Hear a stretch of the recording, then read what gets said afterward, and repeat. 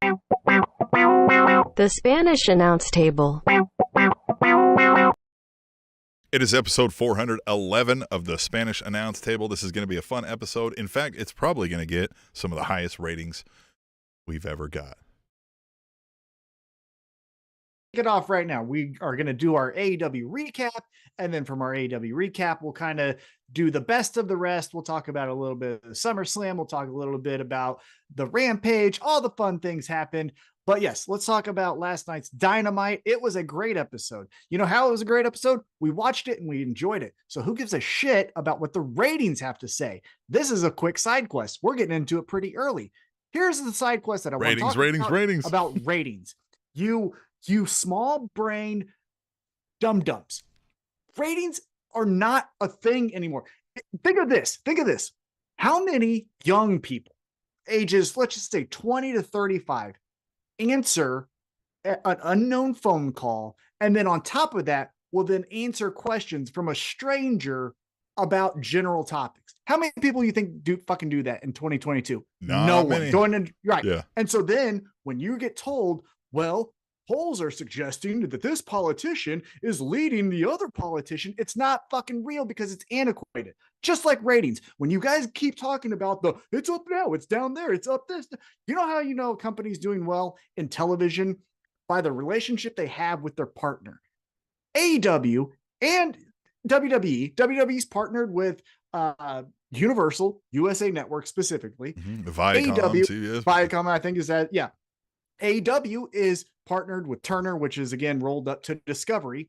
And here's the thing that you know that both companies are doing well. Both of their partners are saying, hey, we would like more content from you. So if you roll it back to when AEW started Dynamite, hey, October 2nd, 2019, here's Dynamite. And then Turner said, hey, you want a Friday night show? Yep, let's do that. Awesome. Hey, would you want a reality show featuring one of your main stars and his wife? Yep. Okay, we'll do that too. And then we keep going more and more. And now they're saying, hey, this Ring of Honor thing, would you want to do a pay-per-view that goes through our app so that we also get a cut of this? They say yes. And so that's how you know a company is doing well. Stop with these stupid ass reports every God morning after a show that says it was up 30,000 viewers. It was down 40,000 viewers. It was up 1 million. It was down 2 million. You're stupid. It's all here's another reason. Bullshit. Another reason it's antiquated. Yes, it could be down 30,000 in the previous quarter hour from last week, but that doesn't mean that what those 30,000 people saw last week, they said, I'm never fucking watching this again. I'm not coming back next week. It could be they had a school function to go to that night. It was Thanksgiving weekend, so they were traveling. Like, these things fluctuate for so various reasons, and we all know that. We all consume TV in that way now. You know how many times I watch these wrestling shows live as they're happening? Not often. Right. Tom does great watching them to do some live tweeting, but I rarely am. So it's not picking up my damn ratings, but I'm watching it every week, and they're putting those advertisements in front of me, and thereby converting to some sales, I'm sure, because some of that shit is subconscious. You know what I mean? And they know this. Like, the companies know this through other measurements besides just this Nielsen ratings thing. Yeah, and that's the other thing. If you even wanted to go by ratings, you would have to dig in to know that they don't take DVR, whatever we're calling it, TiVo, recorded shows and then watch later. That's not figured into the ratings. So again, just stop. I'm so tired of looking at Twitter and you're again with the dirt sheet dum-dums, which I'm going to go into on another side quest as we get into this. The stupid it's grow up. Again, ask yourself, you as a young adult, I'm assuming you're a young adult in that age frame that I said, 20 to let's just say 40, the 20 years right there. Would you answer a phone call from a number you don't know? And then on top of that, if you did, just because you're feeling frisky, on top of that, would you answer questions from someone you don't know? The percentage is fucking zero. And so that's how they do polling. That's stupid. And so is ratings when they have a Nielsen box and they go, well, I watched this from 7:15 to 7. It's stupid. You guys are just laughably dumb. I can't stand it. Anyhow, what I can stand is AEW Dynamite. So let's kick it off. That was my side quest for the first part of the show. John Moxley walked out, and this was great. John Moxley came out. Another thing, which let's go on another quick side quest, and we'll come back to Dynamite. You dodo bird fuckheads. Here's another thing that happened that you guys all told me about, and it didn't fucking happen. Hey, after Jon Moxley loses his title at Full Gear, he's going to go on his vacation. You don't fucking know. You don't fucking know dick. And all you dumbass dirt reader, this is the report, is that after the pay-per-view, he's going on. Where's your retraction? It ain't fucking there, is it? Because that's how you guys fucking operate. Is you're great when you're fucking getting it right, but when you're wrong, you throw it underneath the covers, and it never fucking happened. Mabel is the third man. You dumb fucking idiots. Why you listen to that shit? Yeah, it would be like if we one time did this show accidentally in reverse order, and then just never acknowledged it. Like that would be horrific journalism. Oh yeah, so silly. Dumb. And if we did do that, we would obviously put a retraction that said sorry, but we would acknowledge it when people brought it up. Exactly. But, Jon Moxley was out, and he talked about the three things that are inevitable. It is taxes, death, and Jon Moxley. And this was great. Freaking Moxley. And this was great because it was kind of a, hey, I'm still here as a top player, but let's pivot me away from the title picture. And so he said, I don't think anyone back there is man enough to mess with Jon Moxley. And Tim, I damn near hit my head on the roof of my house because I jumped up so high off my seat because it was Hangman cowboy shit time. Hangman Adam Page walked out, got nose to nose with him. And this is the best. This is one of the great things I love about AEW is wrestling trope would tell you surprise return, other wrestler cowers away, right? They get out of the ring. Oh my God, who is that? Oh man, what am I going to do? AEW, for the most part, that other person, the B part of this segment, which is Jon Moxley, because the A part was Hangman returns, Moxley goes, hey, you're going to enter this challenge? You even remember the last time we fought? And Hangman didn't even say a word. Hangman never even said a word this entire time. And he just said, didn't have to. We're throwing fists. They're going out. What did you think of the Hangman return? And what did you think of this first segment? Just that, the shock. I legit was shocked. I'm sitting here cooking, I think, some dinner up on the side while I've got it on the phone going. Again, after the regular time, so not during the ratings window. And again, I don't know how the ratings work. Maybe they catch some of that. I don't know. Oh, I do, but I don't want to go into it. But so I'm over there doing that kind of, listening, looking over, and I hear what he's saying, and I'm like, all right, well, this is prime spot for somebody to come out and be like, I'm that man. And wow, it was out of left field, totally unexpected, at least for me. And I don't know anybody that was saying tonight's the night Hangman comes back. So just shock and awe. And I mean, that you're right. You've said it since the very beginning of AEW. That Hangman music is just, it gets you. You're like, I'm ready. I'm ready for this fight. I'm ready to saddle up. I'm ready to hit the saloon for a shot of whiskey and a beer, and we're going to ride off into this fucking gunfight. Let's do this. Every scenario in life, the Hangman theme music is appropriate. Are you going into an interview? Play it. Did you just get fired and you need to take your items out of the office? Play the music. Did you just get dumped? Play the music. Are you about to get married? Play the music. It's the fucking best music in the world. If I can beg two things of our fans. One, head over to prowrestlingtees.com/Spanish Announce Table and pick you up a shirt. I'm wearing a shirt. I don't have it on. Shirt's up there. Great price. What is it? $20, I believe, right? Yeah. Maybe a little more if you're a hefty guy. But send that direct to your door, and we'll give you a thanks. But number two, when you get fired, because, I mean, you're wrestling fans, a lot of you are going to get fired. When you get fired, please play this Hangman Adam Page music, and please get this video recorded for us. Send it to us. Definitely. The best 100%. one, the best one, we might consider sending a shirt to. Yeah, we'll get you a shirt. If you get fired and you play that song and you send us the video and we watch it and enjoy it, we will send you a shirt. We'll play it here and we'll send you a shirt. How about that? So this knockdown drag out fight, though, with so much chaos, damn near Jon Moxley almost killed himself on accident, falling off the entrance.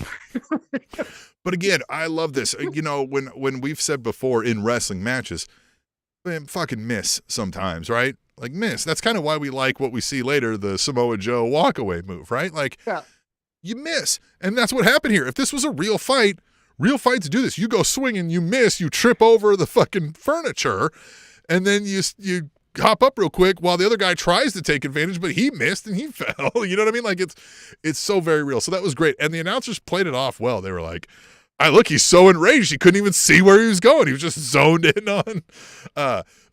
The announce team is a theme throughout this episode too. These guys are killing it.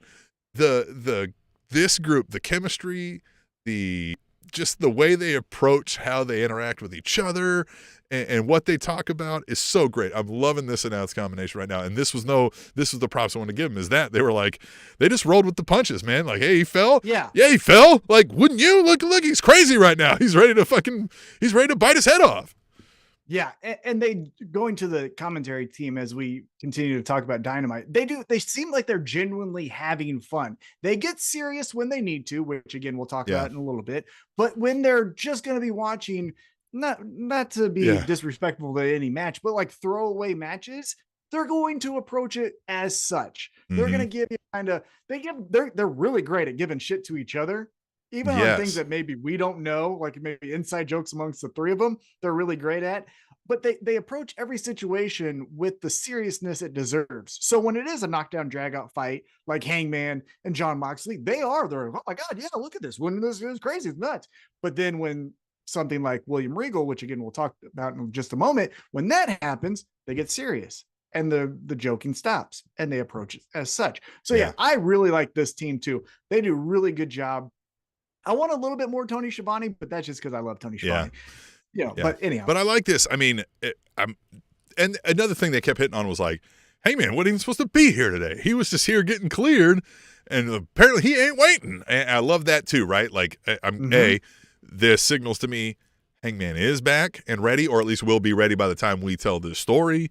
And I can't wait because I feel like we got cheated out of this story to some extent, obviously with the injury, and the animosity feels real, right? Like these guys made it feel like an actual fight, and I loved it. Loved every minute of it. And it's a logical comeback story for Hangman Adam Page. The guy that took him out of commission was Jon Moxley. Now, Jon Moxley is a tweener, babyface, heel, whatever he kind of wants to be. But for it would be a disservice if Hangman came back as a mystery partner for Kenny Omega, right? Kenny Omega needs a partner to take on someone else, and it's Hangman. It'd be like, okay, but like, didn't Jon Moxley concuss him? Wouldn't he want to fight that guy?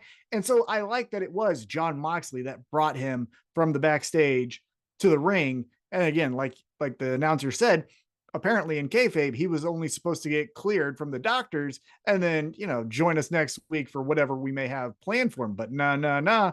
These two were fighting and kicking each other till they went to the back, which another great thing that AEW typically doesn't do, which I want a little bit more of, is we've talked about they do really good chaos where things are bumping into each other and that's how it happens. Think back to Eddie Kingston and CM Punk. Eddie Kingston gets choked out by Bryan Danielson. CM Punk is doing an interview. Eddie Kingston walks by, just like, you giving me a side look. There they go with their feud, right? So they do those things pretty well. But typically, they'll do a segment, and then we move to the next thing. With this, which I liked a lot, is they fight, they go to the back. We go to, I believe, a Bryan Danielson Dax Harwood match. After that's done, then we go back to the back because they're still fighting each other back there. Yeah. So I like, and it was another nice touch because it was very useful for later, where they use that then very setting of, hey, they've both been removed from the building. Because then William Regal sets us up for the long situation that we get later. Yeah, absolutely. It's done very well. So let's get back in chronological order. As I mentioned, Bryan Danielson and Dax Harwood took on each other. This came about from Rampage, where after FTR's match with Top Flight, Dax just did a backstage promo. It was like, hey, it's the end of the year. We've had a hell of a year. I want to end it with one more big bang. I'm going to take on the best wrestler in the world, and that's you, Bryan Danielson. See me Wednesday night. Bryan Danielson said, yeah, okay, say my name. You play the music and I'll dance, is what Bryan Danielson said. And these two guys, with no build-up at all, just hard-hitting action, you would have thought these two hated each other. They're kicking, they're punching, It was physical. What did you think of the match? Uh, Match was good, right? A good brawling wrestling match out of these two. This felt old school. It felt like an old school setup with a pair of old school guys, even though Danielson is, not necessarily the oldest school of wrestling, but I mean, he's got a mat-based groundwork. But just the thing with Dax doing these is it's unique. It sticks out, right? It's this tag team specialist, arguably one of the greatest tag teams, arguably the greatest tag team in the world. But here's this guy saying, but that ain't all. Like, I can also go toe-to-toe. It's just interesting they're not both saying that, right? It's just the one guy being like, like, I can do this. So that's a little unique to me. I don't know if that ever plays into anything ever, but it does feel like it's out of place and doesn't have a whole lot of meaning to anything. So I wouldn't say I was like super invested in the outcome, but it was enjoyable for what it was. I think at its best, it adds more to the Dax FTR character of like, no. I'm not just the greatest tag team wrestler in the world. I'm also one of the best wrestlers, period, in the world. And he tries to back it up. So I don't hate that. Yeah, I don't hate it either. Now, Bryan Danielson gets the win here. And post-match, Danielson puts his hand out. Hardwood teases like he's going to walk past him. Then he comes back and says, that was fun. The thing that I will say is now, as you mentioned, Dax has done this a couple times. I can't recall all the singles matches he's had. And they both have had singles matches, but it's been more Dax than it's been more him saying like, I'm going to show you I can undo it on my own too. Yeah. The thing I would say though is okay. And I like it. And this was very entertaining, especially in the moment as you're watching it live. However, there's only so many times you could say, and then I want to take on Claudio. And it's like, well, you're going to lose to Claudio. Like he has to get some victories here or else then it's just like, hey, we know now why you're a tag wrestlers because you can't do this by yourself. You know what I mean? So if he's going to do more of these where it's Samoa Joe, I'm going to challenge you, have him win because you can't just have him lose. But then it's not interesting. It could be a good match, but it's a story. It's like watching a rom-com, they're going to get together. So why the fuck watch the movie? So, I would say, we've had this discussion of like, who's the greatest tag team in the world. And I would say the thing that maybe I would deduct points on FTR is it's been a bit now where the only thing they're saying is nobody's better than us. A little young and it's kind of like, and so I'm kind of like, okay, cool. You're proving that in the tag team realm. Fine enough. Like you can make solid arguments there. But when you go, nobody's better than me in the singles, and I've seen you lose 3 of them now. Like, you put up a good fight, but I again got to think there's a level of like this is the pros, right? Like, you ought to be able to get in there and at least run around a little bit, right? Like throw in a punch or two. Yeah, or just stop. Like you can't stop it. You're not doing this anymore. Yeah. So anyhow, mentioned that Bryan Danielson gets the win, then they embrace, even though Dax kind of teased that he wouldn't. After the break, we go backstage. Tony Schiavone's with Ricky Starks. He said, hey, I'm facing MJF at Winter is Coming. But you know what? I want to take everything that motherfucker has. And I'm paraphrasing. Obviously, he didn't say that. But he goes, I'm entering myself into the Dynamite Diamond Ring. Which, Tim, I'm not this smart. Is a miss for me. But I don't know what the Dynamite Diamond Ring Battle Royal is. Is it a shot at the champion if you win, or you just get a ring? Yeah, I don't remember because the only one I ever remember winning this is MJF. Like, what happened? He's won it 3 times. No, that's all. It's been MJF. He's the only one to win. Is he in this one too, or not? Now he doesn't have to, right? Now he doesn't have to. But I don't know. But they treat it like so. It's like a year-long title, right? It's like a King of the Ring. That's what I think they're trying to say it is, which is cool. And I understand Ricky Starks and his angle here, where he's like, hey, that's your thing. Well, I'm taking it too, because I don't like anything that you do and I can do everything better than you. So I like all the extra things that aren't titles. It would be fun if he was like, I'm going to take that from you. Yeah. And that's what it seems like he's doing. So I like Ricky Starks here saying, I'm going to go into this because that's your thing. And I'm going to take that thing also from you. The thing that I need a little bit more clarity on is, what is the thing? What does it mean? Like, is it the King of the Ring? So you get a ring, or is it a title shot? Or is it you get to pick the spot in the next ladder match for the Casino Battle Royal? Or, you know what I mean? Well, my block strongest man in the chat here says, is a Dynamite Diamond Ring like a White Castle of Fear? Easy. I hope not. Now, the Dynamite Diamond Ring helps MJF knock people out, right? Like, that's what he's known for. But what is it like? It's as far as I understand, it's a bragging rights, right? Yeah, I think it's a King of the Ring for them. I think it's a King of the Ring, but I need a little bit more stakes on it. Yeah, you know what I mean. And Let's it's also a battle royal. Let's not have a ring. Let's get him a good old slammy. Well, but if it's King of the Ring-esque, then do a tournament, right? A battle royal doesn't necessarily. Yeah, battle royal is Put Satnam Singh in there. Who the fuck's gonna throw him out, right? Like, that's what I would, you know what I mean? So yeah, anyhow, I mean, it would take a lot for me to have to do it again. Yeah, man. Remember we met him this year? Yeah. God, I remember. My neck still hurts. Yeah. Oh man, my shoulder. That's how I got this shoulder issue. He shook it. You shook that man's hand. Yeah. Yeah. Yeah. The my shoulder. Yeah, that's right. He put his hand on my shoulder and then crushed him the way. I got a damn tumor in my shoulder. Yeah, Thanks, right. Satnam. Yeah. It assumed that much pressure had to be cancer, and it just yeah. Yeah. Satnam, I'm gonna call your lawyer. No, I'm kidding. Okay, so after Tony Schiavone talks to Ricky Starks, then again we're showing backstage Adam Page and John Moxley fighting each other, and that's how they get escorted out of the building. Again, we talked about that, but then we go to what was a little bit weird as far as what they said, but I didn't necessarily hate the segment.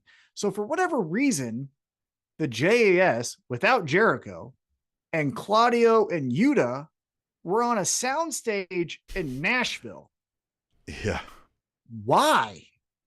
I don't know. Did anyone say why? No, I don't know why. So confusing. But I loved that segment. The segment was fun, but the logic made no sense. Why aren't you there? Yeah, I don't know. Yeah, I don't know why they were on site, like why they were there. But first of all, this is what we said. Use Jake Hager sparingly for one or two lines like this, right? Where he's like, listen, look, I love this hat. You'll love this hat too, right? Here, put on. We could be a tag team. We could just good stuff. I love the little shots they managed to take. They're like, you could be a Swiss banker, right? Like just the little digs in there. All of that was done really well. And to Claudio's credit, he was like, the hell with this, man. Like, you guys are some chumps. This isn't what I came here for. I'm done with this. Let's get in the ring. Let's fight. Love it. Yeah. Although I always side with the shit talker in those situations because it shows to me that you just ain't that good in this setting. And so I wish Claudio had some lines ready where he could have shot back at JS to shut them up, but he kind of just looks angry and befuddled and it's like, well, that's not cool or relatable. Like, I don't want to be that guy who just gets angry and has to walk away, right? So he kind of looked like a goof. Now, the second part of this is Wheeler Yuta sitting there, and he's like, I hate you guys, and I hate you, Daniel Garcia. But the fucking thing that's on my mind is you have my title. So at the December 10th Ring of Honor pay-per-view, me and you, I'm finally going to take that title from you. You're a bitch ass hoe. I'm out. Again, paraphrasing, but that's what he said essentially. Oh, but I even like that the JS was like, okay. They're like, we're not scared. Yeah, like, sure. Yeah. Fine. Well, again, they were awesome because they took all the steam out of the combat or Blackpool combat. Yeah, they just joked it away the whole time, just like, you're a joke.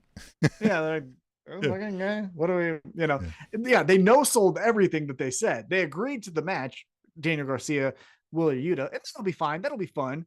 Another good match another reason to buy the pay-per-view, right? Sure. So yeah, we're going to see that at Final Battle, the December 10th Ring of Honor pay-per-view. So we go to a commercial break, come back, and we get a TNT championship match. It is champion Samoa Joe taking on the newest signing to AEW, AR Fox. And I will say this on the front side. I think I said this last time, I was a fan of Evolve. AR Fox was the heartbeat of that promotion. If you're not familiar with AR Fox, a lot of the stuff that Top Flight does, a lot of the stuff even the Young Bucks do, they are predated by AR Fox. He's kind of the originator, none greater of that style. Obviously, there are people even before him, but you get what I'm saying. Modern day flips and shits in America, AR Fox is your guy. So I would recommend, if you don't know who this guy is, YouTube it, get familiar with them. But this was a fun match. Samoa Joe, AR Fox, TNT Championship match. What'd you think? Just that it was fun. I mean, again, it felt a little filler, but that's, Samoa Joe just won the TNT Championship. That's very common, right? We have a match out the gate that this isn't leading to a pay-per-view, right? But we need the champ to wrestle. And this was fine. AR Fox puts on a good show, like you said. And we got the spot I referenced earlier, but with a bit of a unique twist where as we say, miss sometimes, right? So Samoa Joe, to his credit, is like the only guy who seems to just, you see somebody going up for a top rope thing, he's like, well, I'm just going to walk away from that and let them hit the ground. And he looks back like, you idiots.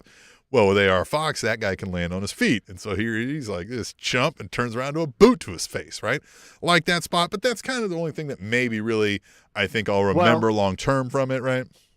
But then he did it again. So then inside the ring, AR Fox did another flip, and Samoa Joe's like, no, I'm going to clown you. See? And walked away. So I like that he still got a shit in. Good match. It showed that AR Fox is of the upper echelon, not the, Devarians and who's that Diet Brock Lesnar guy? That guy, he's not of that caliber. He's a little bit higher than on the Parker Boudreaux or something like that. Yeah. Whatever. Diet Brock. But Samoa Joe gets the win. After the match, Joe calls himself the King of Television. I love that name. If you're going to be the TV champ, just say you're the King of Television. That rules. I like that a lot. I like it. Yeah, that was a good line. Now, what doesn't rule is what Wardlow said. Now, Wardlow, side note, looked amazing. That guy looked like the lead of every Lifetime Christmas special movie you're going to watch that gets the girl. Well, yeah, you could tell me, like, if I'm somewhere and they're like, hey, clear the way, we got a VIP coming through, and Wardlow walks up, I'm like, yep. I don't know what he does, but yep, that guy's important. Totally makes sense. Yeah. The Chiefs or something? he's, you're just like, yeah. He is dreamy, but what he is not good at so far is coming up with one-liners, because Wardlow's world sounds like the third level of a new Mario video game. Like, I don't give a shit about Wardlow's world. That's dumb. Like Saturday morning cartoons here. Yeah. Exactly. Yeah. Yeah. Luigi's side quest to get on the same level as Mario. It's Wardlow's world. Look at me. It's fuck out of here, dork. But it's Wardlow. So they're going to I just hope, I just don't like, I think we've said this. The Wardlow run as a top guy is out, and he's not going to get it back from this feud with Samoa Joe. So I don't know where we go from here. I'd have Samoa Joe walk away with the title at the end of this, and I don't know what I'd do with Wardlow.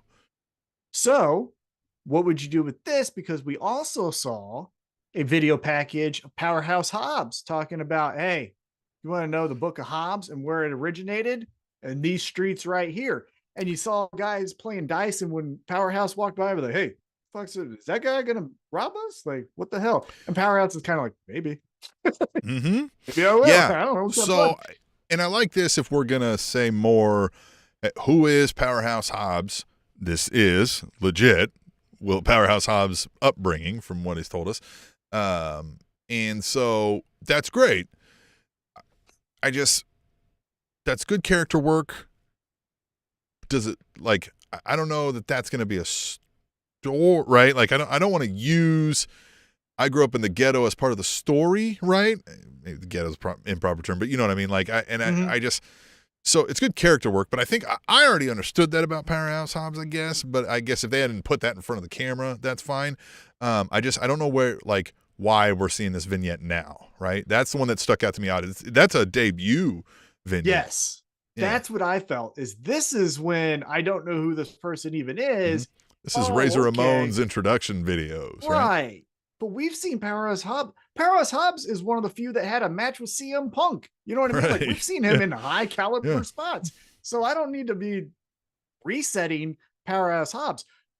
The only thing I think you could, not the only thing, again, AEW so far has had very creative ideas that I thought were better than some of the ones I could come up with. And I think I'm fucking good. You know what I mean?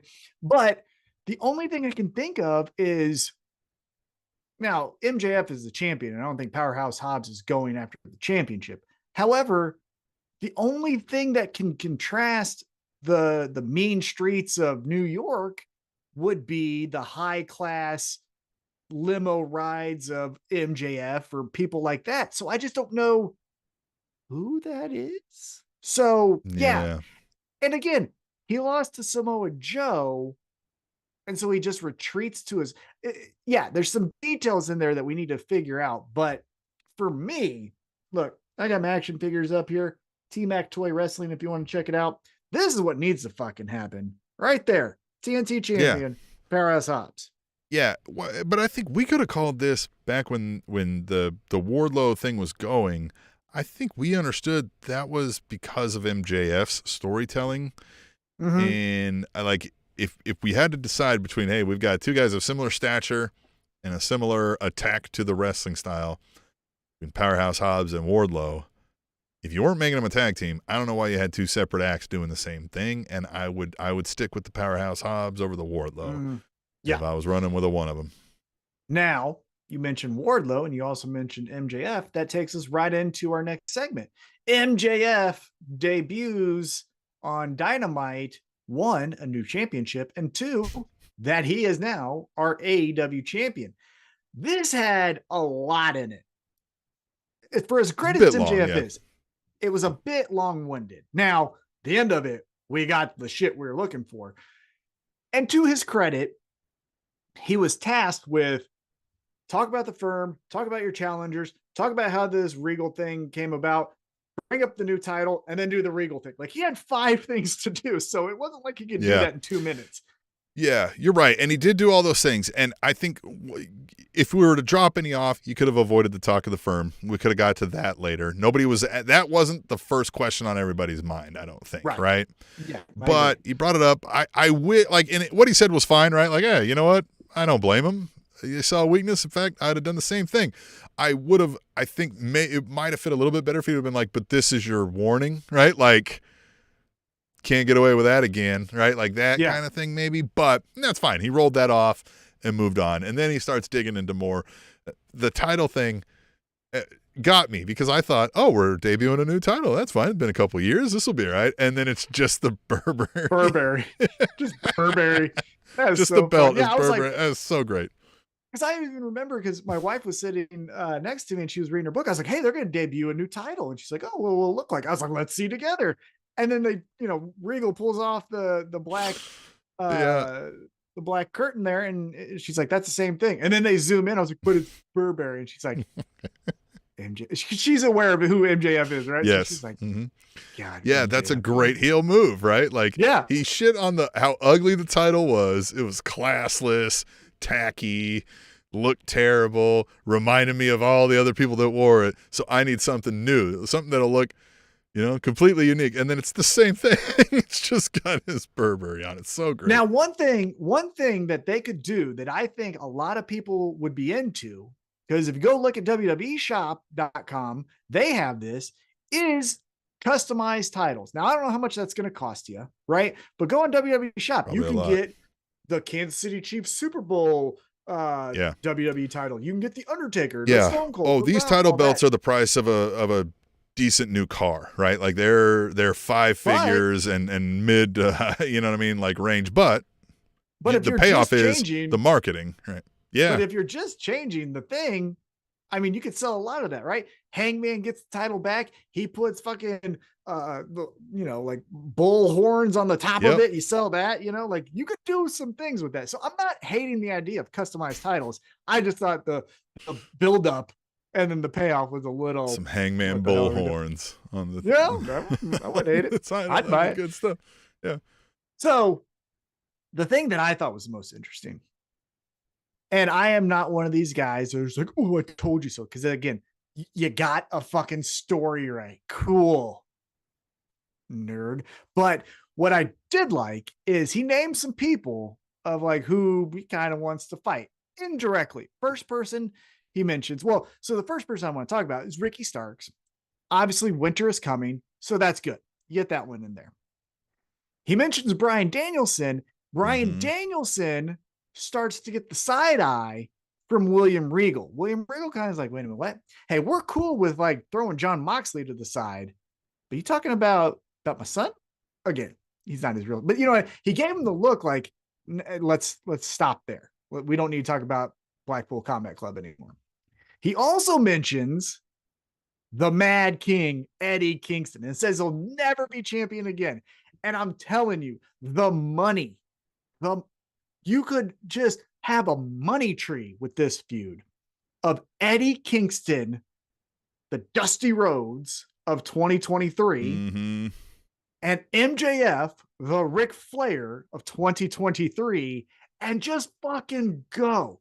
And I would like, not always together, but kind of like how JES and Blackpool Combat Club are diametrically opposite. The promos, all of that'll be But I would always have them bump into each other, bump out, bump. Like from now on, these two need to be connected at the hip because they are diametrically opposite. Oh, but again, the same. yeah. If this were kayfabe, we believe all this is real. We're watching this. Those two dudes hate each other.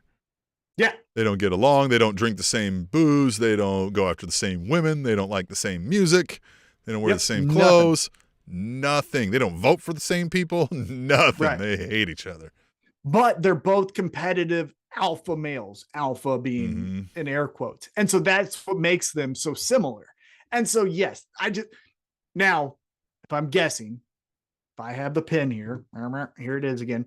I think we get through Ricky Starks. I think we even do some stuff after Winter is Coming. Maybe Shenanigans gets MJF a win. We do a rematch, something like that. Then we get Bryan Danielson because what we're going to talk about here in just a second. But then the payoff next summer, you do Eddie Kingston, MJF, you crown Eddie Kingston. I cry.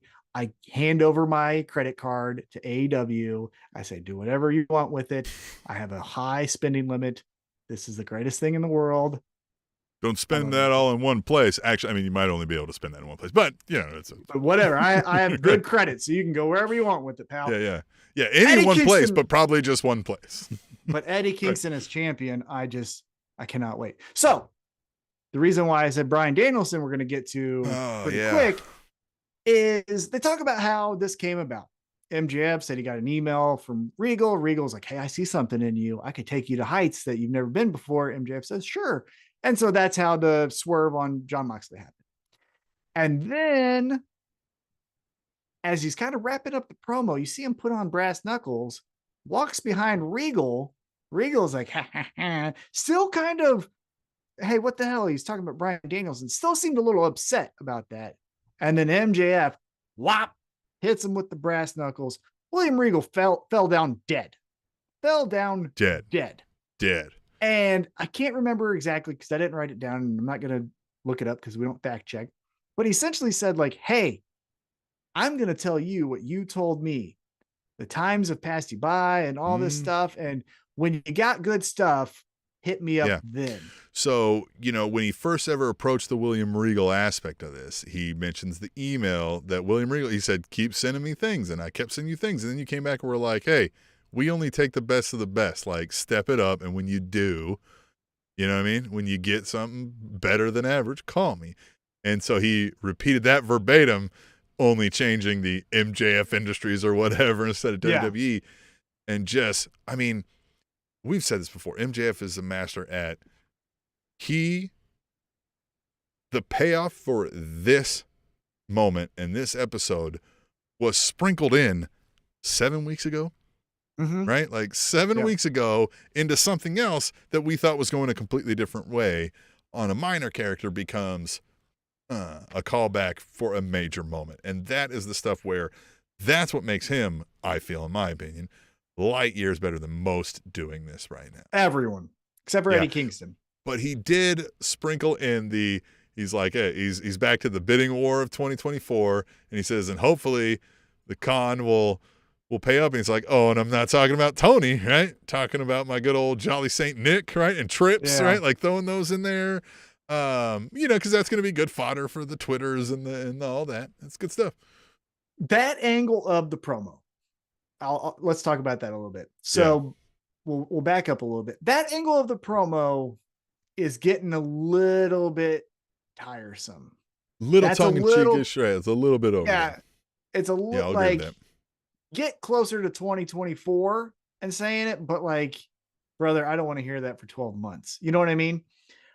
Now, with that being said, I don't need to hear your inventive ways to say the word triple over the next 13 weeks. Right. Right.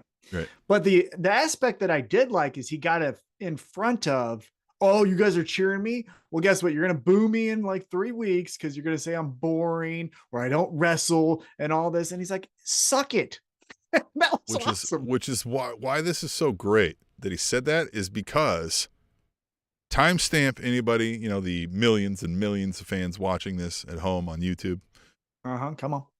Timestamp this. That is exactly what is going to happen. Oh, it's exactly what is going to happen. So let's go as on. Good as MJF is, and we love him. Like, there are going to be people that be like, he just says the same thing over and over again. And be like, no, he doesn't. He delivers the same way. He has the same pomp and pompous attitude, but what he's saying is that. But anyway, that's what they're gonna say, and I mean, I like that he said, no, I'm not gonna wrestle much because I'm an attraction. You fucking marks, right? Like, yeah, idiots.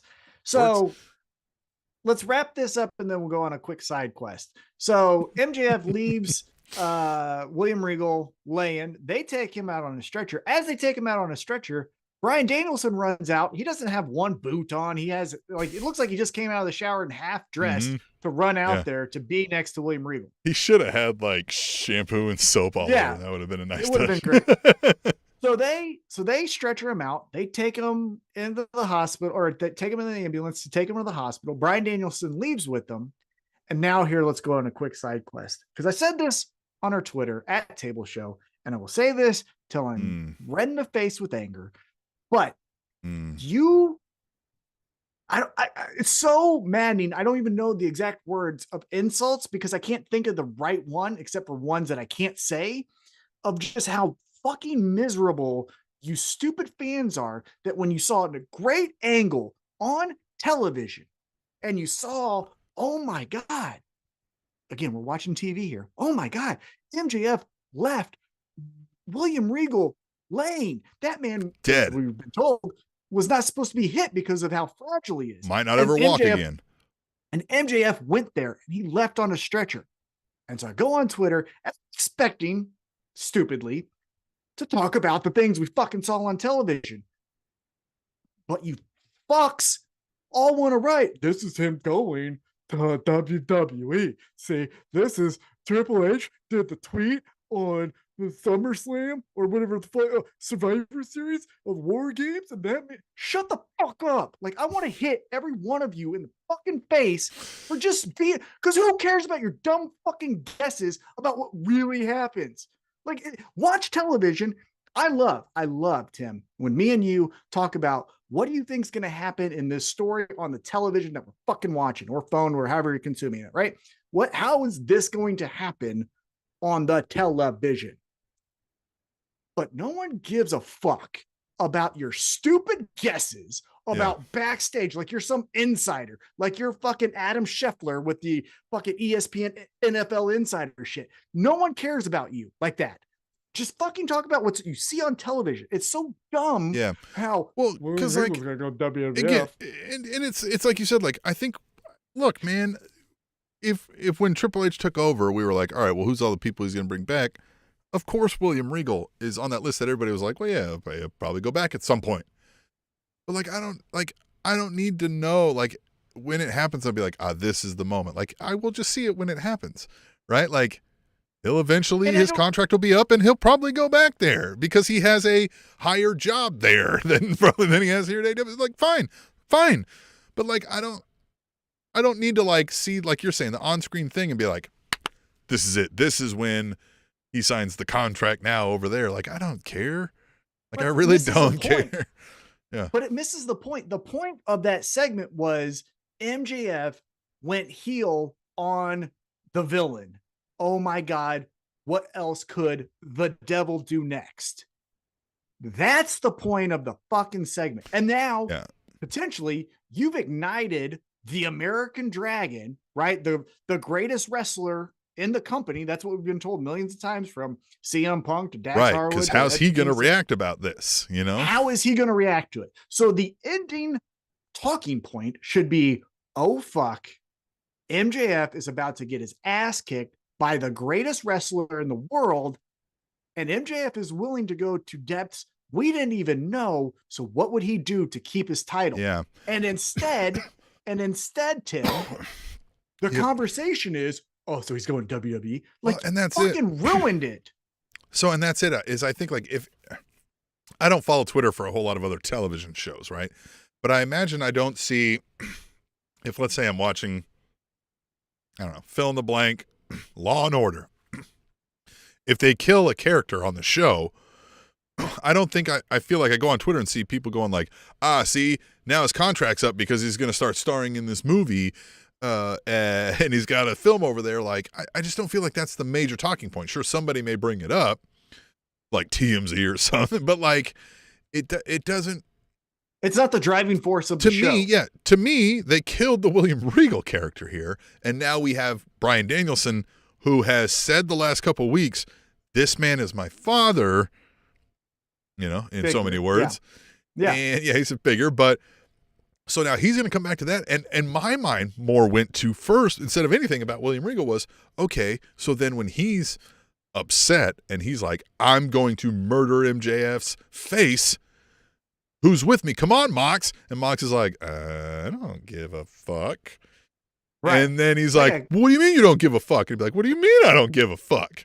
And then what do we have there, right? That was where I thought. But again, you're saying, no, that's not what people want to talk about, apparently. They want to talk about how he's going to go back so he can say War Games.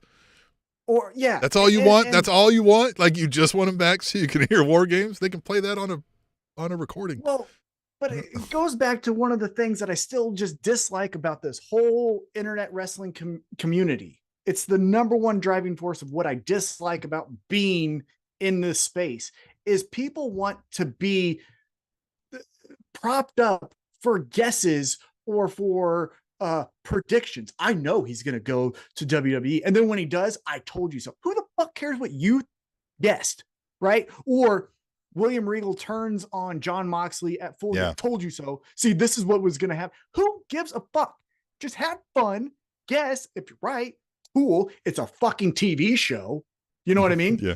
Right. Who shot JR? I bet you fucks weren't guessing like, oh, guess what? I told you it was a dream the whole fucking time. No one shot JR. Like you fucking dummies. Yeah. Dummies. Old guy reference. LA Night. Yeah. Yeah. I've been saying that so much. Yeah. But like, it's not cool. You're not cool. You're not special. You're not smart. You also don't have some sort of insider knowledge. Like everybody's already talking about this. Like we all understood William Regal is destined to go back to NXT. Side note, I don't think he should. I feel like he's gotten better television time here than as the commissioner of NXT. He was boring over there. Sorry. Well, but like, I don't care. I just want to see stories. Like if he stays with AEW, I will not go to anyone and be like, see, I told you, you said he was going to go WWE and he stayed. Shut up. Like, shut up. Yeah. This was an amazing story being told. Yeah. And everybody wants to say like, see, it's over for him now. He's gone. Yeah. It's like, Tim, we're going to clip this and we're going to post it on our social media. I'll even time it for you because you're smarter than me with the clipping and stuff. But like, if you are the fucking person who just talks about backstage and this is what Tony Khan's backstage meeting, shut the fuck up. Like, fight me. I want to beat you in the face with how dumb your fucking wrestling habits are. Tom is not holding back. Tom is upset with you. I'm fucking mad, man. You're ruining something that's fun. That was a good fucking segment. And all you dumb shits want to talk about is the real life status of where William Regal will work. So Ricky Starks took on Ari Daivari next. But before he does, the match begins with Stokely Hathaway and Ethan Page. This episode is going to be called Side Quest. We've had a couple side quests. So Stokely Hathaway, Ethan Page, and Matt Hardy walk out. And if you've been paying attention to Elevation and Dark, you know that Matt Hardy and Private Party. And Private Party, their contracts are owned by the firm, and they've been going back and forth with they disobey the firm gets pissed, but shit, and then they go on. Matt Hardy gets a big pop. He gets the fans chanting, da-da-da. They tell him to get the fuck out. He says, okay. Ethan Page then says, hey, Ricky, you're going to that Dynamite Diamond Ring. So am I. And then Ricky Stark's like, cool. And then beats Ari Daivari. And that's it.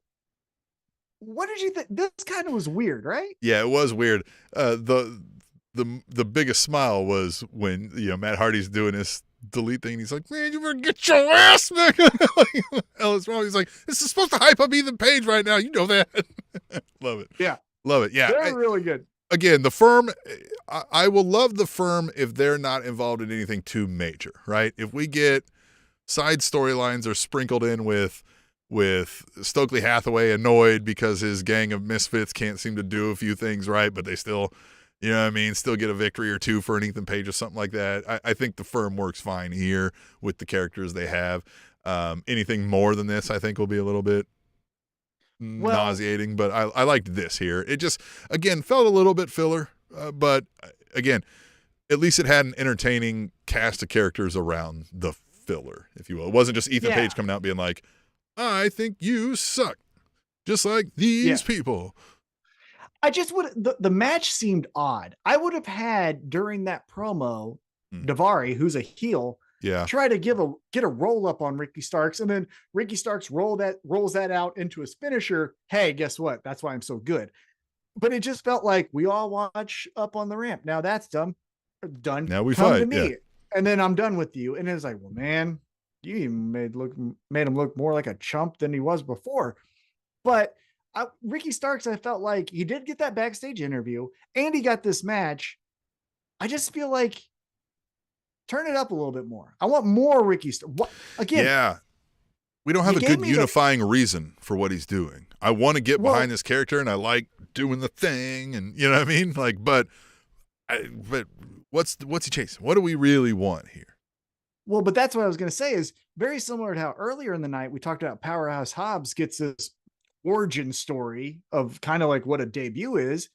Maybe at this current moment, give that to Ricky Starks and tell me why he wants this championship so bad. Because everyone wants to be champion, right? From our best friend, QT Marshall, to Jon Moxley, and everyone else on the roster wants to be the champion of the world. But why specifically for Ricky Starks as we go into Winter is Coming? That's what I wish was a little bit more clearly defined. Maybe we get that next week, but this just felt like Ricky Starks. And it was like, okay, so what next? Ricky Starks. Yeah. Right. Like, so, okay. So again, Ricky Starks gets Dana Brooke. Yeah. We find out Ricky Starks and Ethan Page will be in that Dynamite Diamond Ring Battle Royal. So that'll be something to watch. After this match, rolls right off backstage. Yep. Just like it should. Yeah. We go backstage and Britt Baker is talking with Tony Schiavone. And again, Jamie Hayter doesn't get to speak. But she says, hey, why does Saraya keep getting these sit downs? Because on Friday night, again, we record on Thursday, Friday night, Saraya will do a sit down with Renee Paquette. And she says, Tony, next week you talk to Jamie Hayter. And they go, okay, fine, sure. And then that's the end of the segment. So what'd you think of that? Well, yes, that again, right? Jamie Hayter can't get a word in edgewise because Baker's doing all the talking for her, even though Hayter is the champion. But also the last couple weeks I've picked up on a little bit of shade she's throwing Tony Schiavone's way. This used to be they were friends and he was all in on the thing. Now it's like, shut the fuck up. Do what I said. Do the DMD thing. Don't you fucking, you know what I mean? And he's like, all right, fine. So, like, no, right? Like, trouble in paradise there. I don't like that. Yeah. What happens there? Yeah, I think we're headed for this Hayter-Baker throwdown, right? Eventually. Yeah, eventually. But again, it's slow rolling. It's slow rolling there. Yeah. We're not there yet, but we're going to get there. And so next week we get a sit down interview, hopefully with Jamie Hayter. That should tell us a lot because if Britt Baker just cuts her off every time, maybe we just shotgun that right now, but should be interesting to see what happens there. And that kicked off, Tim, the women's quarter hour, because then after that, we got Willow Nightingale taking on Anna JS.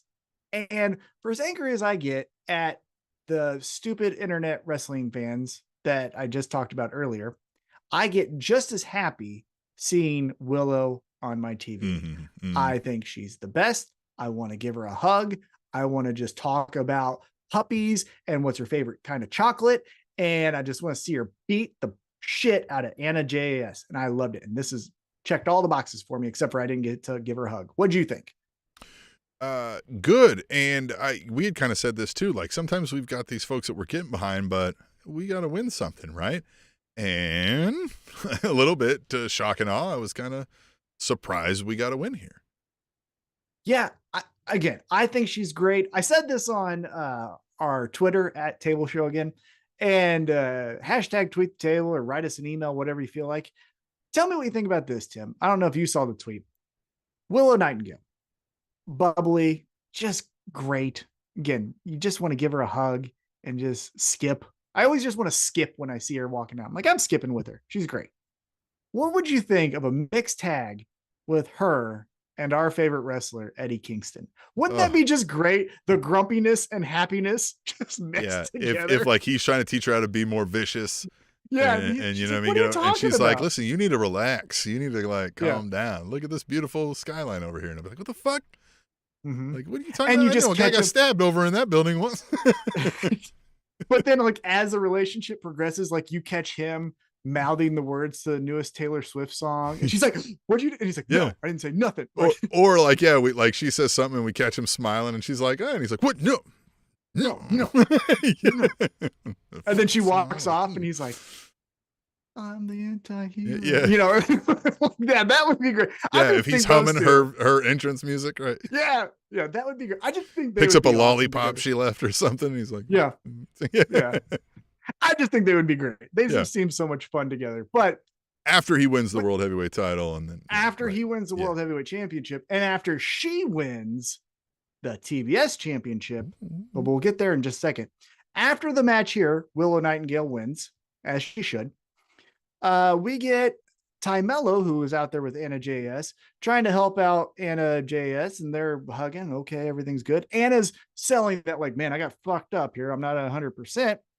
And then out of the blue, Destination, oh, Ruby Soho. And Ruby Soho is back, and she takes it right to the face of Ty Mello. What? Right there in your noggin. Ruby Soho back in AEW. What do you think about that? Yeah. Yeah. I don't, I've never been a whole lot behind the Ruby Soho, Ruby Riott, Heidi Lovelace persona character. So I'm not jumping out of my seats like I was when Hangman comes back. It did stick out to me that, we used to deride Sasha Banks because I'm back and my hair color's different. Well, we got some of that, right? So I just kind of was like, all right, this will be fine. Again, like she's very, very competent, very, very good at what she does. Crowd get behind her. That song is a hit. So it's not going to be anything bad. So fine. Yeah, I was like, all right, this is fine. And, she's going to work Ty Mello around the ring for a time or two. It's fun to see her fight sometimes. I'll give her that. Yeah. Now, in her defense, unlike Sasha, this wasn't a heel turn where Sasha Banks had red hair. She turns on Natty. I've got blue hair now. What the fuck is that? Now I have blue hair. You idiot. Geez. God, Sasha's so bad. Speaking of Sasha, though. And then the other thing I was going to say is with Ruby Soho, the thing that I hope is it does feel like there's something there. There's some type of connection. There's some type of something. But I think hopefully this time around, post-injury, the second time we get to see Ruby Soho debut as it would be, a little bit more direction, a little bit more focus. What are we doing? Why are we here? I like the interaction she had with Eddie Kingston. If you want to bump her into Eddie Kingston some more, where like he gets off the straight and narrow, she pulls him in. Okay. But like for her, what are you doing here? Right. So that's what I would say. Now, I was talking about. We talked off air on what happened on Rampage, and we were trying to figure out what happened. Isn't Rampage where Eddie Kingston said he is going to get on the straight and narrow, that his friends were right now that he had his match with his his hero and he beat him? Yeah, and he's like, I think they're right. Now I need, and remember when I said, is he going to try? And you're like, no. It's like, is he going to be like, they were right? And you're like, absolutely not. But now he says he is. Is he just going to fail miserably at it? That's probably what's going to happen.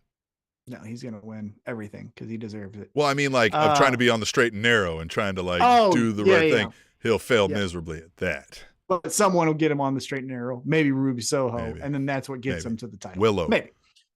Willow. Willow. The best Willow in wrestling. Suck it, Jeff Hardy. But as I mentioned, Willow Nightingale needs to be the TBS Hey, we need to make a champion. Suck It Jeff Hardy shirts. I'm going to write that down. Write that down. But Willow needs to be the TBS champion because Jade Cargill has maxed out her position as the TBS champion.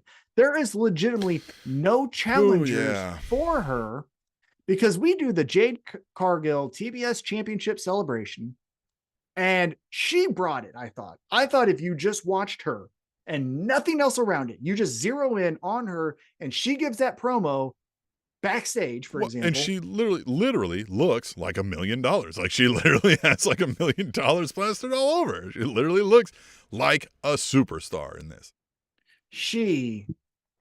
This isn't even me being like attracted to Jade Cargill, like in that way. Physically, she is the most impressive person in wrestling. Just when I look at her, I'm like, fuck.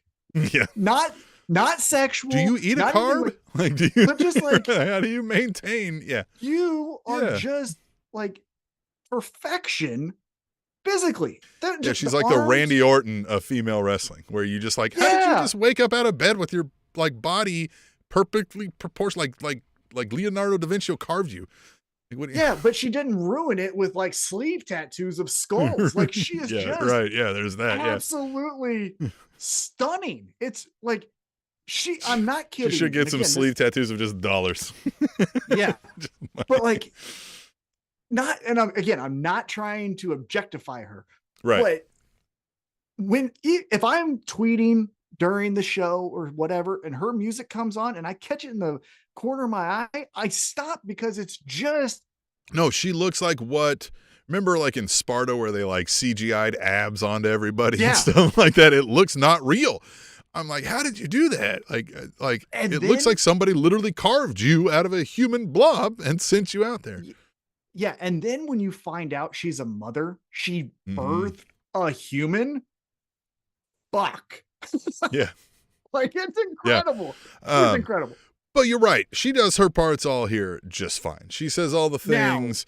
She's like, look, she even says what we're saying. If you show anybody who's never seen this before, line us all up, they're going to say I'm the star. And that's like a fact. All of that's great. All of it done well. Everything outside. Oh, I even like that she said, hey, I kicked that bitch out. Why are you motherfuckers hanging out with her?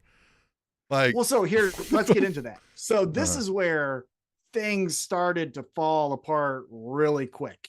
So she says, hey, I kicked out Kiera Hogan. She didn't name her by name, but I kicked out Kiera Hogan. So what are you two doing hanging out with her? And this is where everything fell apart quick because they don't say anything. They don't even make facial. They just stay as if they didn't hear her. Right. And so then Jade doesn't acknowledge that, hey, I said something to you. They don't defend what they You didn't answer me. So, right. Yeah. Yeah. So that was clunky right there. And then I'm hoping, okay, we're going to get Saraya or someone walks out. Nope. We get Bow Wow. On the screen. Yeah. Just. And for the hot streak that celebrities have been having in wrestling in the last year and a half, he was the complete opposite. For everything that Johnny Knoxville, Pat McAfee, Ebenezer Paul, and all those fuckers are doing, and then Bow Wow comes and just nosedives that shit. Well, and just like Bow Wow, you couldn't have wiped the screen on your phone camera that you took this video with? It looked like it was CCTV footage. Like, I don't know what is going on. And you can't even really say sentences because you're like, yeah, girl, what the fuck did you even say? So, and why are we doing this? Why is Bow Wow feuding Well, so Jade social Cargill. media, right? He says, "What's up, girl?" She says, "You ain't worth my time." I'm Bow Wow. Right. So that's the origin story of this. Now, Unless that was Tim. planted. Well, so here's the thought that I have. And again, to you dorks out there that are about to say, "Oh, you guys are just doing what Tom talked about earlier." No, we're not. We're talking about what we're going to see on screen. You fuck boy or girl, idiot or non-binary. I don't give a fuck. You all suck if you're talking about that shit. You fuck they. Yeah. But Tim, this is what scares me. You say Bow Wow, you say Jade Cargill, you got the baddies. You are going towards a specific hip hop demographic. Now I'm going to say a couple things here. It is a hip hop demographic. Bow Wow, he is mentored and has been mentored since he was little Bow Wow by Snoop Dogg. Well, that's like his uncle, isn't it? Probably, I don't know. I know don't know if it's like fucking a real nephew or uncle. some shit like that. No, I think it is. Okay, so all right, well then let's say they're related. I don't know. All right, but if not, there's a very close relationship that has been well documented. Right. Now, Snoop Dogg is also related to blue hair, little Sasha Banks. Now I know, so I know we've seen some. Everybody's been discussing Sasha Banks and a return to wrestling on both sides of the fence here. Because on WWE side, she's out here shit talking Ronda Rousey on Twitter, which, you know what, honestly could be real or could be part of a scripted thing. I don't know at this point, who knows? So everybody's like, aha, she's going to come back and feud with the Ronda Rousey. And I suppose that could happen. But it kind of feels like, it kind of feels like Jade Cargill is going to be so pissed with Bow Wow. And she's going to be like, well, you wouldn't come in here and get your ass whooped too? And he'd be like, well, I'm not going to fight you. Man, I'm not going to do that. But I've got family. Well, I would say behind you, do the backstabber thing into the rolled submission. The first moment you can book this, Sasha Banks to AEW, the first moment you hear Jade Cargill call herself the boss. Mm-hmm. Moment that happens, this is a wrap. Now, the thing that I would do, I like that. Here's the thing that I would say, though. If you do that, you can't let it linger, because then, as we saw with William Regal talk, everyone's going to guess. Here's how let's just have fun fantasy booking here, right? Sasha's coming to AEW. Fantasy booking, the on-screen product. On-screen product.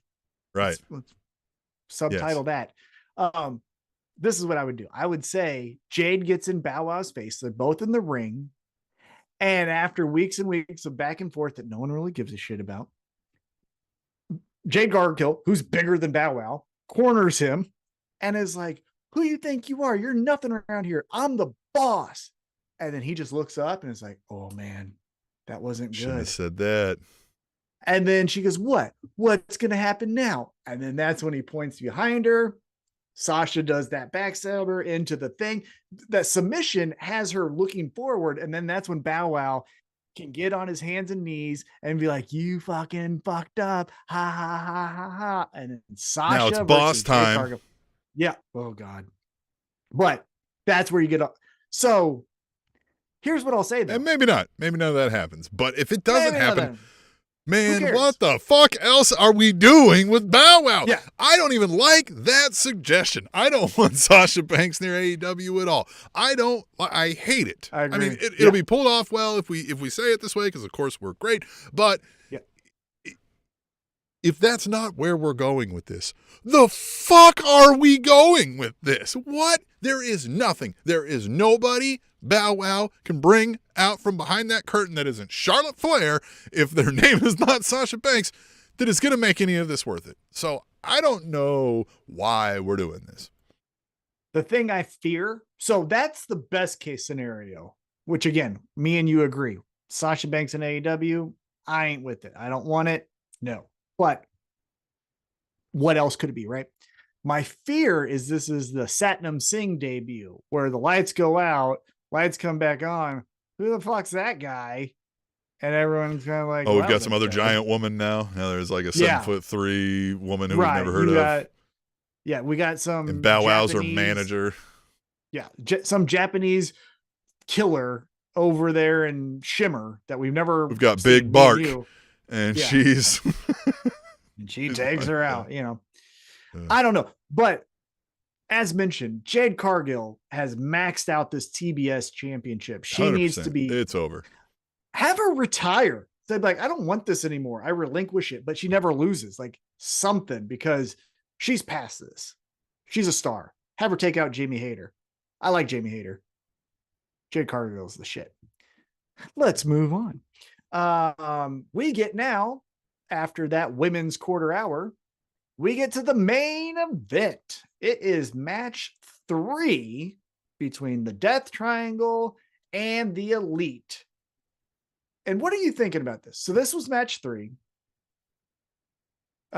Spoiler, the Elite win, but we'll talk about a little bit about how are you feeling about the series? We kind of wanted a sweep, but now the Elite got the win. How are you feeling about all of this? Yeah. If you're not doing the sweep, then fine. Make it like they said, they're back in the series, and that's fine. It has never been our favorite style of wrestling, albeit you have 2 of the best groups to ever do this style doing it. So I don't want to shit on that. If you like this style, this is probably amazing for you. Mm-hmm. With each one, I worry I'm going to feel a little less connected to it until we get to hey, somebody could win the series on this one, maybe. And then that's maybe how I it'll be a feel. little more interesting. So this was interesting because, oh shit, is the Elite about to go down 3-0 and get swept? And now they didn't. And what they've done really great is it continues to feel like one match. I know that there's been winners, but it still feels like they're just fighting one match over the course of however long we do this. But I do think the next match might be forgettable. Yeah. Where the first 3 were bangers. This one had more outside the ring physicality and moves and things like that. 4, 5, 6 might be paint by numbers to us. And again, if you like the style, you're going to love it. But for me and Tim, Now the 7th match might be where the whole thing, where we get back into this. We're like, well, who the fuck will win? Is it Death Triangle or Elite? Oh yeah, it'll probably be at a pay-per-view. Yeah. Well, it's going to be at their LA show, I think. Oh, that's right. Yeah, they did say. Yeah. Which again, you can't say we're going to do a best of 7 series and the 7th one will be at this event. Like, you don't know that a 7th one. Well, yes, I agree. But you also say in the World Series, Game 6 and Game 7, if necessary, will be on Wednesday or Thursday. So they, Yeah, you can say at this event, if match 7 is still happening, we'll hold match 7 there. Yeah. Right, exactly. Sure. So yes, this was fun. This was good. It was kind of neat to finally see Kenny Omega, who even acknowledged himself, like, I haven't closed one of these shows off. I'm going to give you my fun one-liner here, bang, bang, or whatever he says. Well, it was good that they pointed out where, like, he's being held back and then the roles get reversed and suddenly he's like, oh, nope, I got to hold this guy back, right? Like, that was a nice little, like, again, they know how to tell stories in the ring with their style that they do. Sometimes we think you're taking too long to tell the story or you're going roundabout ways. Yeah. Of all the things Jim Cornette sucks at, what he's right about is that these guys, like, they'll tell a story, but they go, we hit plot A, and then we go over here and we do B, and then we go do A, and then we're back to B, and then we do C, D, back to A a few more times, B, and it's like, whoa. What are you talking about? Right? Like, you guys are jumping all over the place here. So, I was, again, I felt like it ran a little long, right? Like, I was like, all right, guys, come on. We've been through 3 commercial breaks here. I just feel like, I don't know. And again, I've been proven wrong a million times. I don't care if I'm proven wrong a million more. I just don't know what they're going to do next that will get me like, yep, I can't wait for match 5. I feel like I'm just going to be like, hey, let's get to 7. It's going to be the same. There's going to be a lot of back and forth. They're going to do some tongue-in-cheek Yeah. kind of, homages to something. They'll laugh and giggle about something. There'll be a spot where there's some, they did a triple spinning over your ball sack plancha drive, right? And it just, it will wrap it up the same way, right? Somebody will get a victory by the skin of their teeth. I agree. What I think maybe progressed is this death triangle inner turmoil of, are we heels? Are we baby faces? Does everyone use the hammer, or do because Phoenix and Penta had a battle over the hammer. So I could see progression in that story being told throughout these matches. But yeah, I feel like I'm already saying, let's get to 7. And that's not the best thing to say about your signature best of 7 series. So that was AEW Dynamite. Tim, before we go into our WWE talk, I wanted to touch on one thing that happened at the last AEW Rampage. Again, we're recording on a Thursday night, so we don't know what happens on tomorrow night's Rampage. But what happened on the previous week's Rampage, I thought was noteworthy. So, in a tag match between Butcher Blade and Roosh taking on the Dark Order of Silver, Johnny Hungy, and what was supposed to be 10, the finish comes as -1 and Evil Uno find 10 and get him to run down to the ring. And 10's like, hey, great, because now I'm going to clothesline him here. And boom, turns on the Dark Order. Damn near rips off Evil Uno's mask, which I've never seen his face before. So I was never. Like, I have no clue. He could be walking down the street tomorrow and I would never know it. And yeah, that was it. I thought we were getting there. I was like, oh man, his too? Like, we're losing everybody's mask.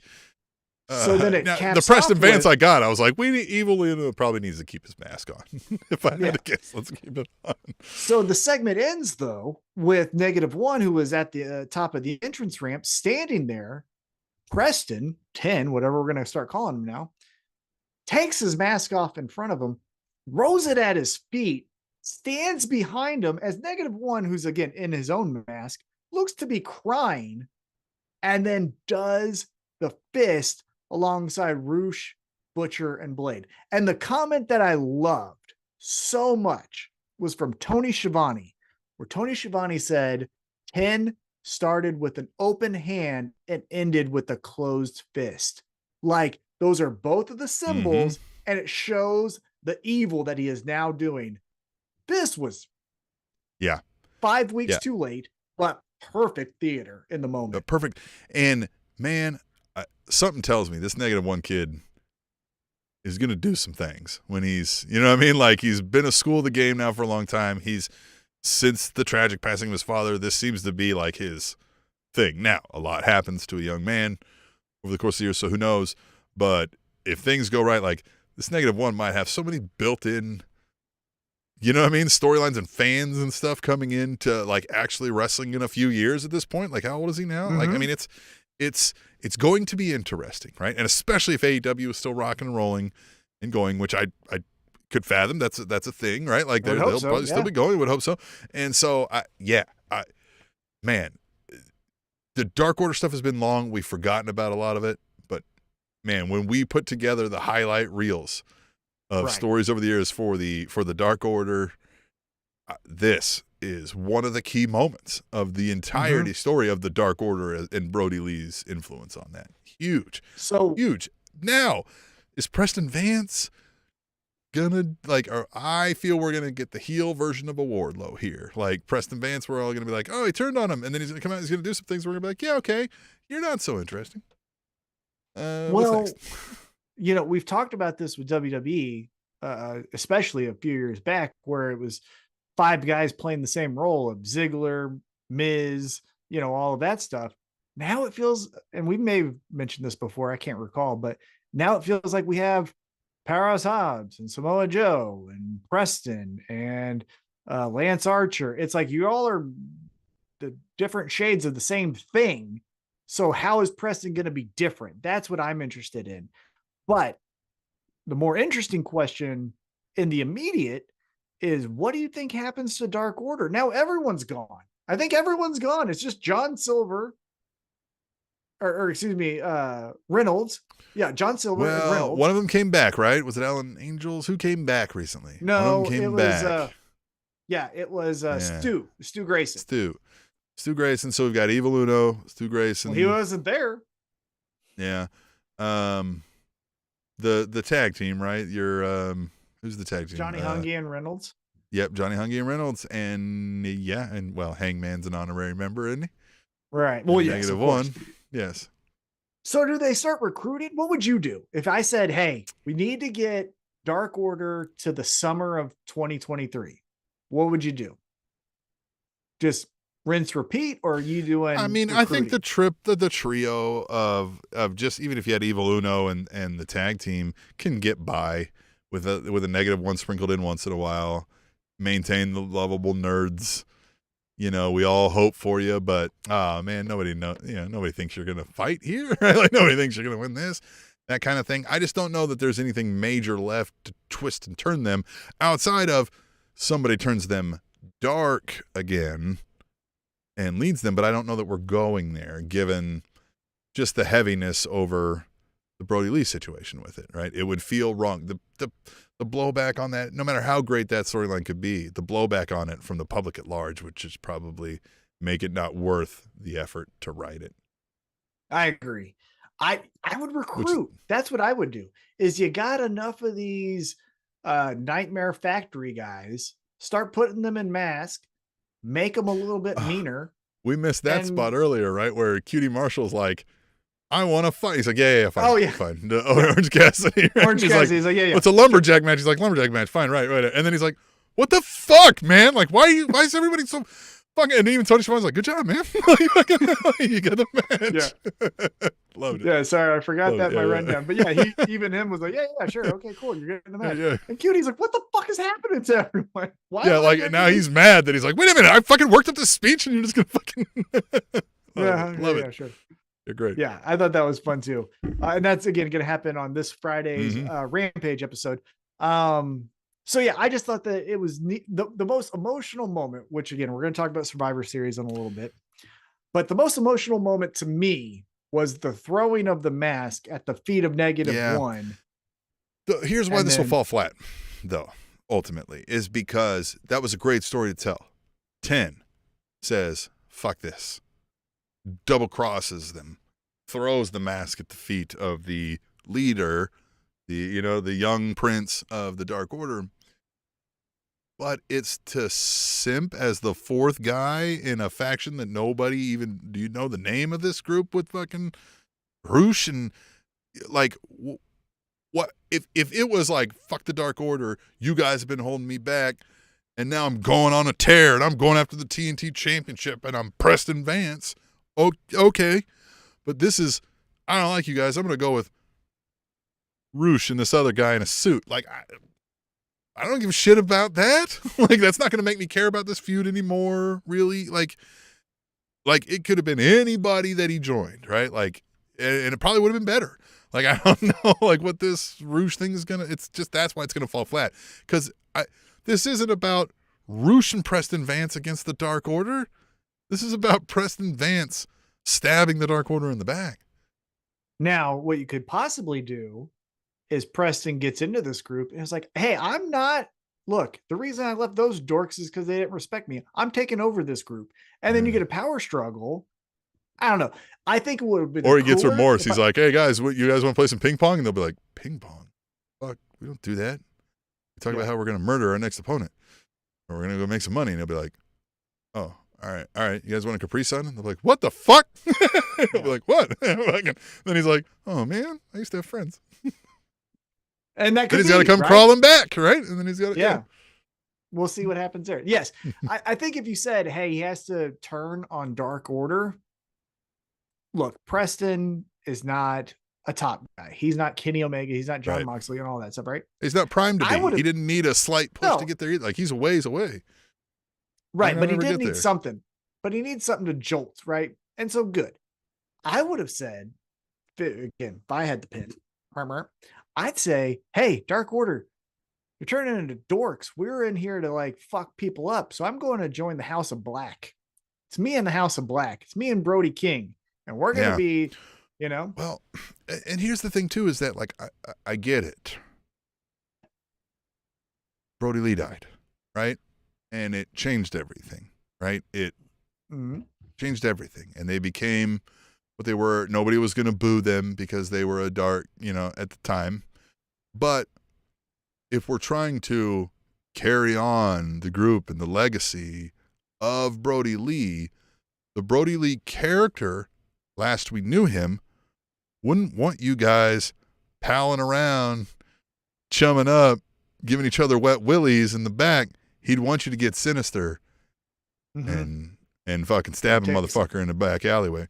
So and that's what I'm maybe saying. we do that. That's what I'm saying. Maybe that's where we go on the recruiting spree and say, we're going to be back in the image of Brody Lee. He wanted us to be this. The Dark Hangman. I want Hangman to lose a round of matches, get in his own head. To Moxley.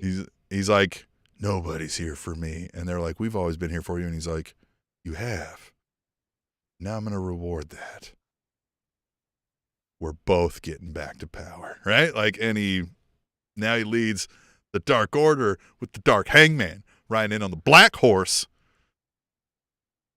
Change his music, turn it down to a minor key, and let's get it.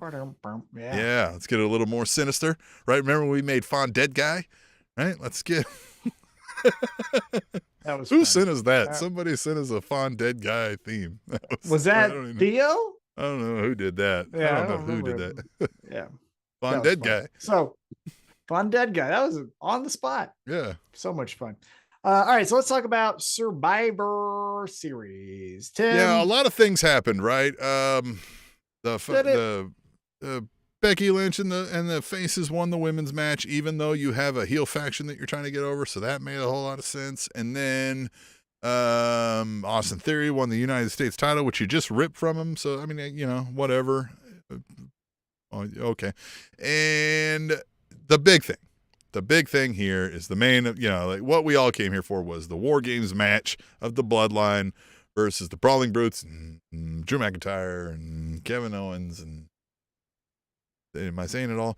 And Sheamus, right? Is he part of the Brawling Brutes or is it Sheamus and the Brawling Brutes? I don't know, he's part of him. He's part of it. And the heels win that. And the story goes, and again, they told it, this is good storytelling, what WWE did here. Sami Zayn has been trying to gain the acceptance of the Bloodline the entire time he's been hanging around. There are a few holdouts, right? Paul Heyman's kind of iffy on him, and Jey Uso is not iffy at all. He hates the motherfucker, right? Doesn't trust him. And here, Sami goes the lengths, takes what we all know to have been his best friend in this company and in his business and in his life, and sacrifices him in front of the altar of Roman. Says, whap, whap, lay you down and let my friends fucking get the pinfall on you. Good storytelling, right? Where we come into an issue, because it if you can tell the measured approach to my speech here is, that's fine. I liked it. Everybody seemed to act like this was a shocking turn of events. And when I say everybody, I say the internet wrestling community, wrestling Twitter. They seem to act like, oh my God, I can't believe Sami did that. And I'm a little missed on how did you not expect this? This is how the story was being written the whole time. Mm-hmm. Like, I don't get it. So, but anyway. Yeah. So my biggest criticism of the reaction from the same people who are like, William Regal's going back to WWE, like it fucking matters, is let's go back. Let's jump into, this is a show, right? This is a show. It's real, right? We're watching a show. Oh yeah. This is the kayfabe universe where WWE is real, right? We're fans of the crowd who like understand this to be an actual sanctioned fight. Right. We're buying in, right? We're suspending our disbelief. If you tell me as the consumer, on one side is these 5 individuals, and on the other side is these 5 individuals, I will say all 10 of them will fight. Right. So when Sami Zayn stops the count so that his team won't lose, How is that shocking? How Yeah, many it's tag not matches have we shocking. seen? Yeah. How many tag matches have we seen where it's 1-2 and then the partner jumps in to stop the count? So, first off, that was the first one. Yeah. I'll give you, hey man, you did the Kansas City cunt punt to Kevin Owens? Yeah. Okay, right? Like that could Right. show the Yeah, you did a cheating links, move is like, hey, that's your boy. but Right. Yeah. right. But again, this was War Games. Yeah. So like, Well, what misses me with this also is they're like, oh my God, he sacrificed his own friend. They've told us in storylines they're not really friends right now. Like the last time they interacted, they weren't getting along. And in fact, it's Kevin Owens kind of being like, hey, I know we don't get along right now, but like, are you sure you know what the fuck you're doing? Like, you know this isn't going to end well for you, right? Like you're not one of them, right? And Sami Zayn has said without saying it in his body language and his looks back to him, I fucking know that, right? Like, I'm trying to get by here, right? yeah, and like, that's the story. That's the story that's somewhat in that. That's a story that's interesting. Now, I'll say one other thing. Let me say two things. One, Yeah. Kevin Owens, Sami Zayn, Roman Reigns, the Uso, everyone's playing their part. Right. Very good. Yeah, that's what I'm saying. Everything's gone how I would expect it to go here. Well, and like they're doing well. Jey Right. Uso's laughing a little bit too much. Like, hey man, Yeah, sure. Yeah. be a better actor. But anyhow, Yeah. the second thing though is I think I would be more invested if it was any other two people than Sammy and Kevin, because like you said, we've seen them flip flop so many times. We've already If rode it this. was Like a yeah, Big Show heel or face turn. exactly. This is a Yeah. Jersey Shore relationship that we've seen a million times, right? Where they're on again, off again. If you were to replace them with two characters such as Finn Balor and AJ Styles, I'm not saying that they would do Zack Ryder and Mojo Rawley. Yeah, I've never Right. seen them turn on each Right, other. right. So Well, that I mean, makes it more. like we did see well, yeah, Mojo turn. So, but yeah, you know what I mean. Whatever it was. yeah. Yeah. So like that's more because I haven't seen it, but I've seen this. And again, let's break. Oh, if out this the was the WWE kayfabe. Usos doing it, you know what I mean? Like it's something like Yeah. that. Yeah. Right. But like, even if we're breaking out a WWE kayfabe, I've seen Kevin Owens and Sami Zayn fucking turn on each other for 20 fucking years. Hey, the moment Kevin Owens debuted in NXT, The he fucking night buckle he bombed did him.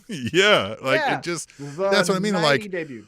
of course they fought each other. They've been fighting each other for decades. If we carry this past the WWE universe, we can look at Kevin Steen, El Generico. We know these guys have been friends And find each other. are on and off again. But that will then, if I have friends who like each other one moment and hate each other the next, if I'm at a party and somebody goes, fuck, Tom and Steve are fighting again, I'm not gonna be like, what? Right. Like God damn it. Like, now I got to go in there and beat the fucking both of them up, like get them to stop. Right. It'll happen. Exactly. You know, like I just, That's right. I don't know. That's why just none of it was shocking. That's why everybody's like, oh my God. I'm like, no, this is, and if that is the story we're telling, that Sami Zayn will ultimately side with friendship over this bloodline, right? If that's the story we're telling, which is fine, again, if that's what we're telling it, the payoff wasn't now. This was the first interaction they had together in the ring. We don't do it now. Like, this was what had to happen to get to there. So because now Kevin Owens can go, what the hell, man? You gave me the low blow. Like, I get pinning me in the match, but you fucking gave me the KCCP? Fucked up, dog. And he goes, hey, man, you know what I'm fucking, hey, you know what time it is? Fucking honorary use over here. So on top of that, the thing I am interested in, I would say, more than Kevin Owens and Sami Zayn. Again, they're doing a great job of their role. Yeah. I don't give a, but like, if again, this is a movie, the most interesting person to me is Roman. Roman being the king of the hill, the emperor sitting at his throne, watching these people and finding out his decision making. Because what I would think if I have the pin, that might be a shirt. If I had the pin, would be Roman Reigns looks at Sami Zayn and says to himself, if you're willing to do that to your best friend, what would you do to me? So I'm going to get you before you get me. See, and this is great. I would go that route too, because then again, it's back to then Kevin Owens can be like, I told you. Right. They're coming. But Roman like, Reigns, right. Yeah. And that's the fun. Yeah. And there we go. But Roman Reigns saying, how do I stay in the number one spot? Right. And that's it. He stays a step ahead. Because then when we get that moment, Sami Zayn's like, no, I am going to choose friendship, and I'm going to help Kevin Owens beat Roman Reigns. Roman Reigns already has a plan for that, and it gets neutralized, and Roman Reigns stands over, and the fucking Bloodline beats the shit out of Sami Zayn on the spot because they're like, you think we didn't fucking see this coming? You chump. Look, we knew Jay was right. And I would even have, again, to me, the most interesting person is Roman Reigns. Not Sami Zayn, not Kevin Owens, not the Jay Sami thing, any of that. It's Roman. I would have him have this paranoia. Have him, and again, whatever you want, but have him kick Sami out because of what Sami did to Kevin, and then have him say, everyone gets back in line. Solo, you just said that I'm the fucking head of the table. What have you done to prove it? And then fucking rides his ass to make him all the stuff that he did to Jay and Jimmy, right? I would have him do that kind of thing to where then the paranoia gets the best of him. Again, if you want it to be The Rock he kicks everybody out. Or he could then he kicks Soul out. Now he's back to Jimmy and Jay, and then he's like, man, I don't know about you, Jimmy. Like, you know what I mean? Like, maybe Jay was right back then. And then he kicks Jimmy out, and Jay's torn, and then he's like, oh, what, you're torn? You're going to pick him over me? We're back to this, huh? And now Roman can trust nobody. Maybe he's even side-eyeing Paul Heyman. Paul Heyman's like, blah, blah, blah, blah, blah, blah. And now Roman's left a man without an army, and now he's vulnerable, and it cost him. Exactly. That's interesting. Fucking Sami and Kevin. Yeah. Acting like. As great as Sami is. You talk about what your favorite wrestler. Like, great. But look. And even Kevin Owens, even though he blocked me on Twitter. I genuinely like their acting, their wrestling, all of them. They're great. But the part of it of, and I've heard this because the other podcasts I've contributed to and stuff, where people, Tim, I heard on one podcast that I was listening to that I was a part of, where someone said this is the best storytelling in the last 10 years. And I had to raise my hand, get acknowledged, and tell that motherfucker, did you forget CM Punk and MJF happened this fucking year? March. March was the dog collar match. And you prisoner of the moment dumb shits or like, this is the greatest thing in the world because Sammy. Yeah. I'm grumpy. I'm grumpy. I'm fed up with ignorance in this community. Guys, be fucking better. Be better. Who gives a who gives a shit about backstage? Watch your television, enjoy the television, speculate about the television shows, stories, and have fun. But don't ruin it for me when you want to talk about Mabel is the third man. Okay? You dumb shits.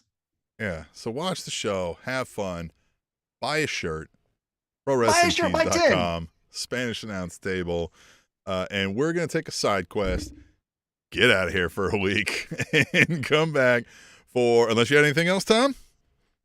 No, I'm grumpy. All right, grumpy. And we'll see you next week. The Spanish Announce Table.